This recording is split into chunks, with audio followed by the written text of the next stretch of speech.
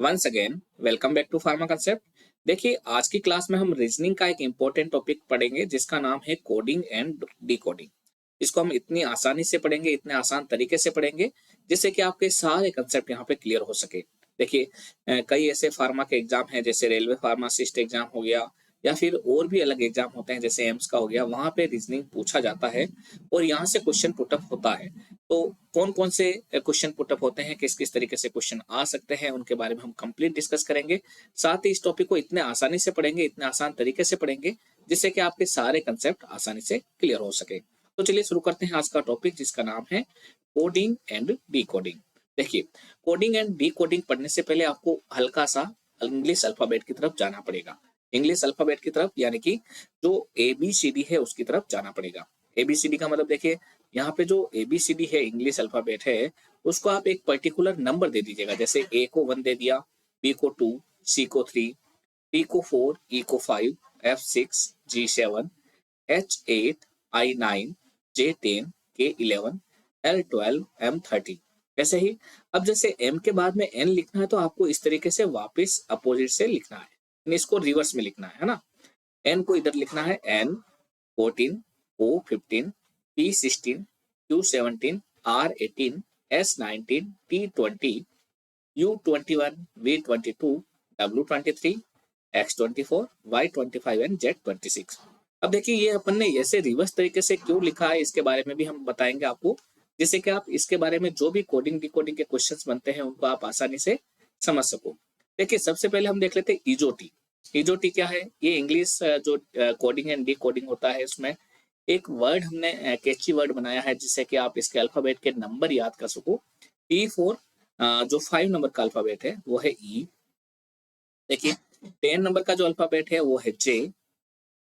15 number का alphabet है वो है O। 20 नंबर का अल्फाबेट है वो है T। और 25 नंबर का अल्फाबेट है वो है Y। तो इस तरीके से आप ई जो टी याद रखोगे तो इजीली आप अल्फाबेट के नंबर याद कर सकते हो। जैसे कि मैं बोलूँ के का नंबर क्या है तो ई जो टी याद होगा, तो जे के बाद में क्या आता तो सीधा 11 नंबर आ गया, है ना। आपको ऐसे गिनने की जरूरत नहीं। जैसे मैं बोलूँ पी का नंबर क्या है, जैसे ई जो टी मालूम है तो MNOP, ओ के बाद में पी आता है तो यानी 15 के बाद में आएगा 16, है ना। तो बार बार आपको ऐसे याद करने की जरूरत नहीं है अगर आपने इजोटी वर्ड याद कर लिया। अब दूसरा, हमने रिवर्स में क्यों लिखा है इसका कारण मैं बता देता हूँ। जैसे कि यहाँ पे जो भी आपके रिवर्स में नंबर है, जैसे अगर बोले आगे से पहला नंबर किसका है तो ए का, और पीछे से पहला नंबर किसका है इंग्लिश अल्फाबेट में तो जेड का। ऐसे ही आगे से इंग्लिश अल्फाबेट में 6 नंबर पे कौन सा वर्ड है, ये लेटर है एफ, और पीछे से 6 नंबर पे कौन सा है तो यू, ठीक है ना। ऐसे ही आगे से 10 नंबर पे है जे और पीछे से 10 नंबर पे है क्यू। तो इस तरीके से ये जो इस तरीके से दे रखा है लाइन बना के कि ये आगे से सीरियल नंबर है और इधर से पीछे से सीरियल नंबर है, ये आपस में एक्सचेंज हो सकता है ना। और अगर हमें याद करना है तो इन दोनों के जो नंबर है उनका मान अगर 27 है तो इसका मतलब वो आगे और पीछे वाला नंबर है। जैसे ए का नंबर है 1 और जेड का है 26, अगर इन दोनों का टोटल 27 आ रहा है तो इसका मतलब ये दोनों आपस में एक्सचेंज होते हैं। ऐसे ही E प्लस V 27 होंगे। H प्लस S यानी H यानी 8 प्लस 19 कितने होंगे 27। M प्लस N ये भी 27 होंगे, यानी कि M आगे से 13 है और पीछे से 14 है। ऐसे ही N पीछे से 13 है और आगे से 14 है। यानी अगर मान लो दोनों अंकों के नंबर बराबर है, 27 आ रहे हैं, दोनों का एडिशन 27 आ रहा है, तो इसका मतलब आगे से और पीछे वाला जो अल्फाबेट का नंबर है वो आपस में एक्सचेंज हो सकता है। तो इस तरीके से हमने इंग्लिश अल्फाबेट लिखा था।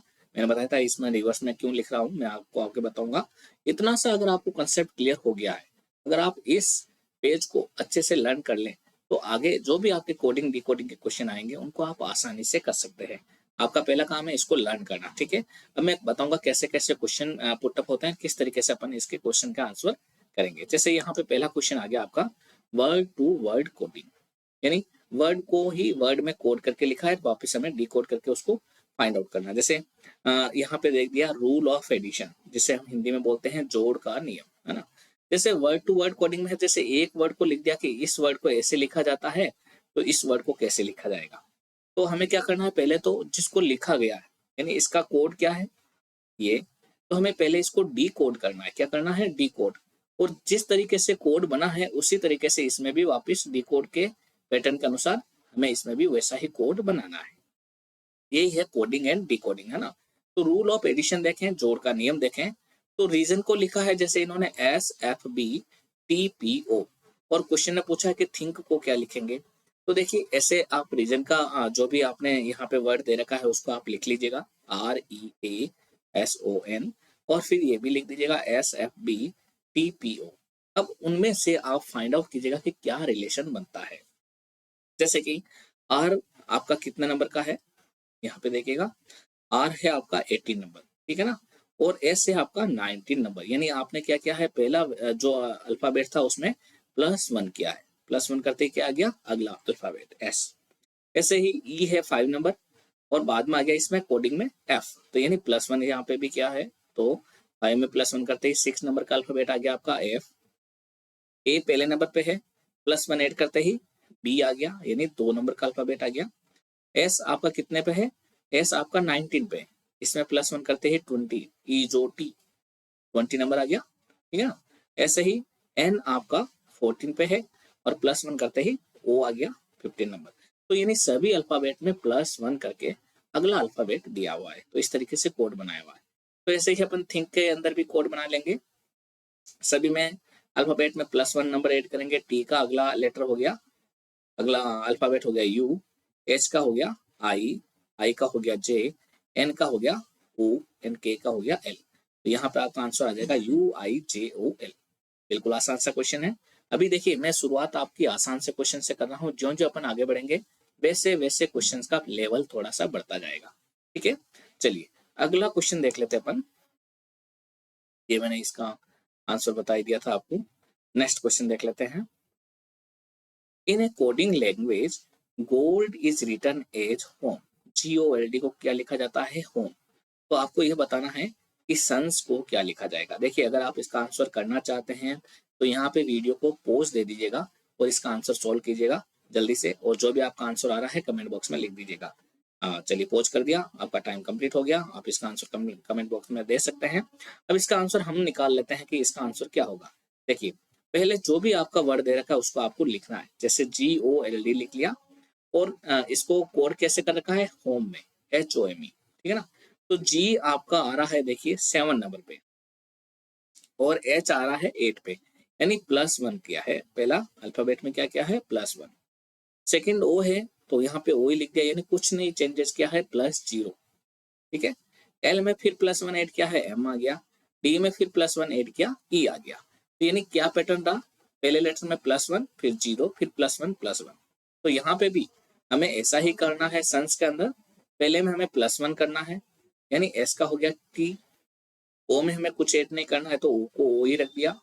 फिर +1 करना है तो M का हो गया O, एंड फिर S का +1 करना है तो हो गया T। यहाँ पे आपका आंसर आ गया ऑप्शन C, यानी TOOT। बिल्कुल आसान सा क्वेश्चन है। चलिए अगला क्वेश्चन देख लेते हैं, question number 3। In a coding language APPLE is written as BRSPJ।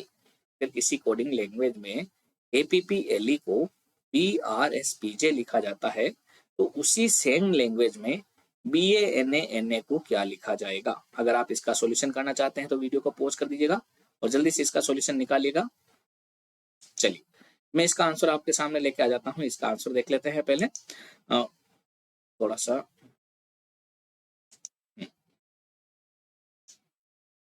चलिए अब पहले अपन को एप्पल के बारे में लिखना है, APPLE लिख दिया। फिर इसका कोड क्या बनाया इन्होंने, BRSPJ, है ना। तो क्या क्या किया है, A के अंदर +1 ऐड किया है तो क्या हो गया B के अंदर +2 ऐड किया है, यानी 1 +1 +2 +3 +4 ऐसे भी ऐड किया जा सकता है ना।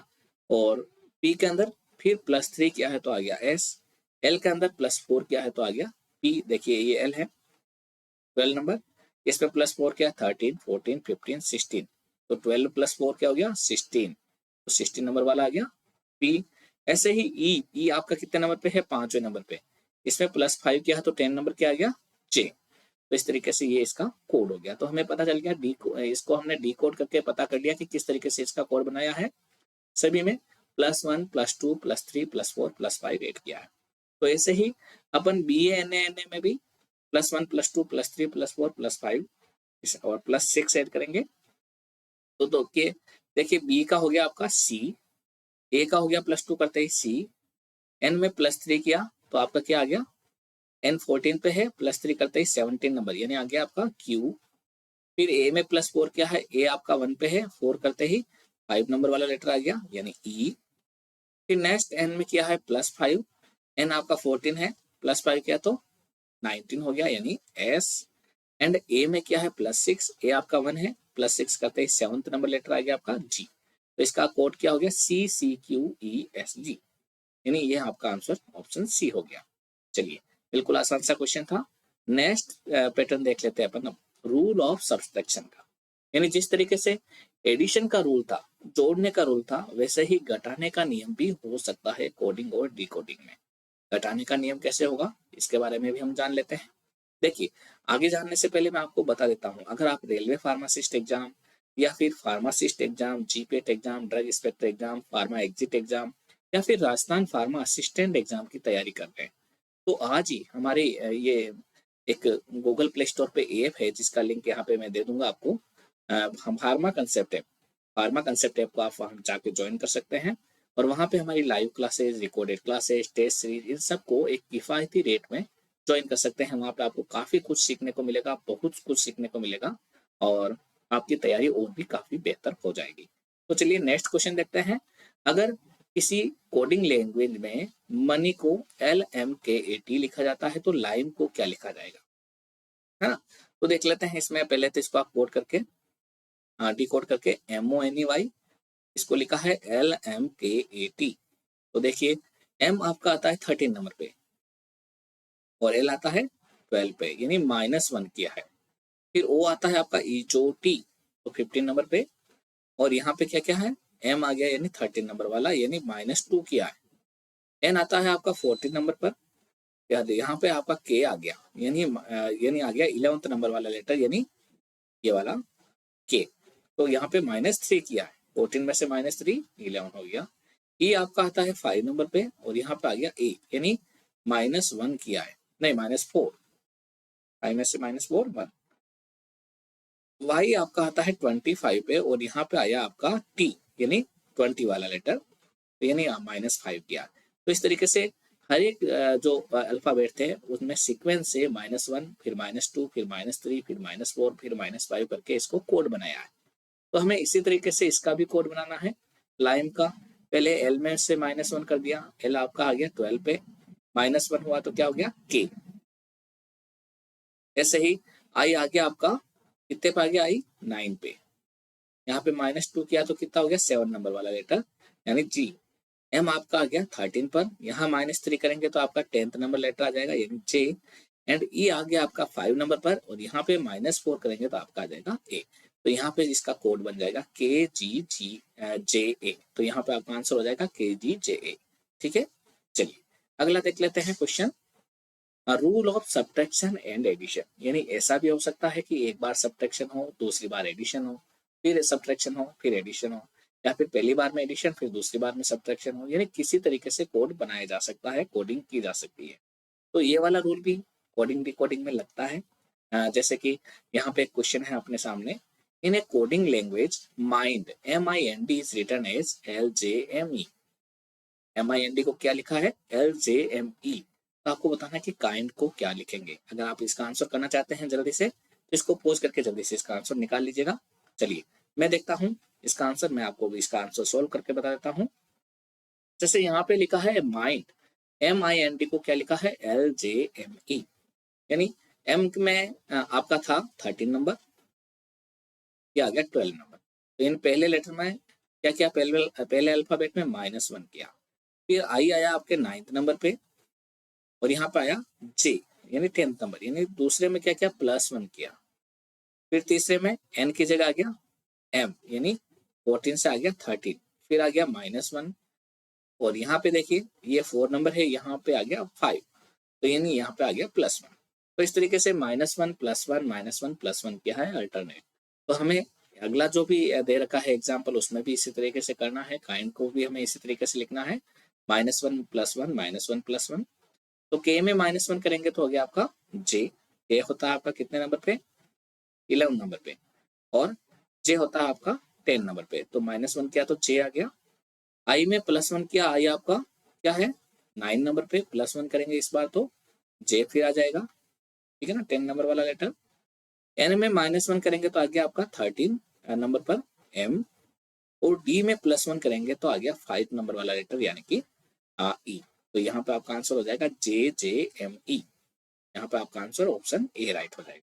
तो इस तरीके से अल्टरनेट सब्ट्रैक्शन एंड एडिशन का भी क्वेश्चन का पैटर्न आ सकता है। चलिए एक मैं क्वेश्चन और देख लेता हूँ, या फिर एक पैटर्न और देख लेते हैं। ग्रुपिंग ऑफ वर्ड्स, एक नया पैटर्न है, इस तरीके से भी क्वेश्चन पुटअप होता है। ग्रुप बना के, वर्ड का ग्रुप बना के उसका एक पैटर्न बनाया जा सकता है, जैसे कि in a coding language A N T is written as ZBMOSU। अगर किसी कोडिंग लैंग्वेज में ANT को ये लिखा जाता है तो उसी सेम लैंग्वेज में PUY को क्या लिखा जाएगा, उसी सेम लैंग्वेज में PUY को क्या लिखा जाएगा। देखिए काफी अच्छा और काफी मजेदार क्वेश्चन है। अगर आपको आ रहा है या फिर आप प्रैक्टिस करना चाहते हैं तो जल्दी से इसको पॉज करके इसका आंसर निकालिएगा।